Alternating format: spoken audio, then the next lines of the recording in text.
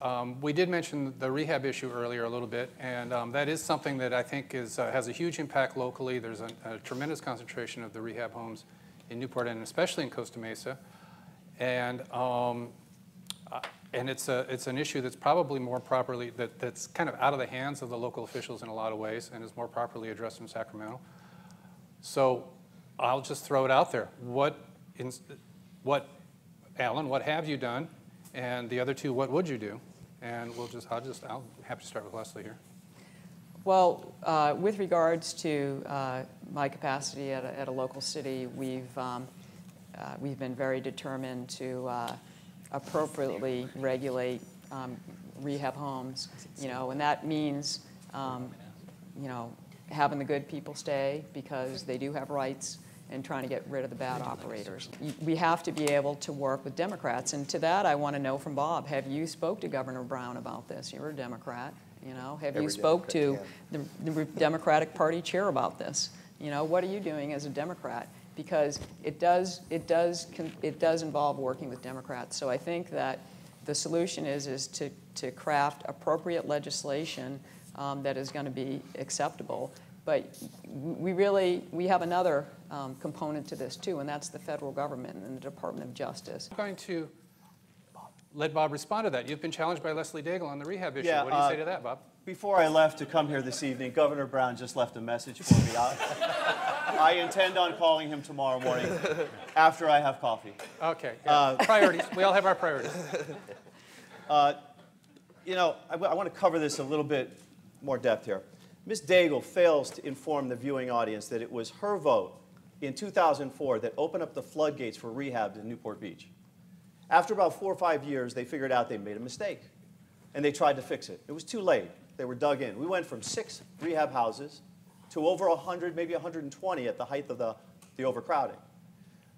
The unfortunate part is that all of that was located in 1/5 the area of Newport Beach. It was in 20% of the entire city. Ms. Daigle will tell you, we didn't really have a problem with overconcentration because she typically would spread it over the entire population of the city. But when you consider West Newport is 1/5 the size of the city, it was 30 or 40 times what we should have had. That was Ms. Daigle's vote that helped to do that. Now, in 2008, Ms. Daigle tried to correct it, but it was already too late.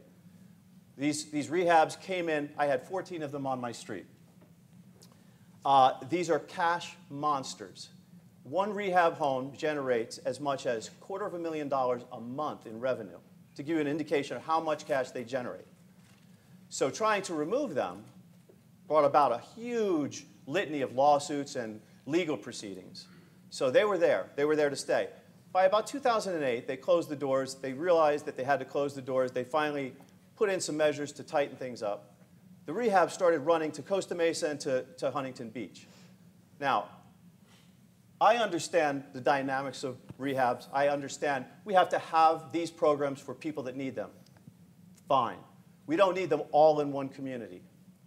What I would do, I would go to Sacramento and fight for a partnership between the state and the local cities, and in an attempt to try to get a partnership going to monitor formation, placement, compliance, and I believe that I have the knowledge and the capabilities to do that.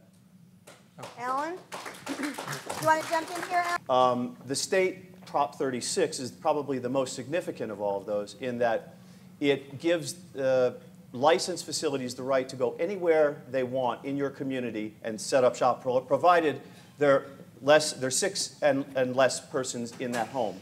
Now, the interesting thing is, there is something that we can do. Unless they're licensed, they're subject to regular zoning regulation, zoning codes. And so there are ways that you can properly address overconcentration. But going to Sacramento, you have to understand the dynamics of the issue, which neither of my opponents has really made clear here to the audience, to the viewing audience. The nature of the issue is, it's a tremendous cash cow, and they have lobbyists. Now, it's interesting that both of my opponents have been supported by one of the major lobbyists for the drug rehab industry, Scott Bowe, the Republican chairman for Orange County. who currently endorses Mr. Mansour. Ms. Daigle previously had been endorsed by Scott Bowe in her previous 2 council runs. Ms. Daigle also, if you check her contributions, has contributions from many rehab profiteers, people that were working and profiting off of these things, other politicians in Newport Beach, as well as current lobbyists and ex-mayors that actually lobbied on behalf of the rehab. So it's an inside game, and you don't get to fix it when you're taking their money.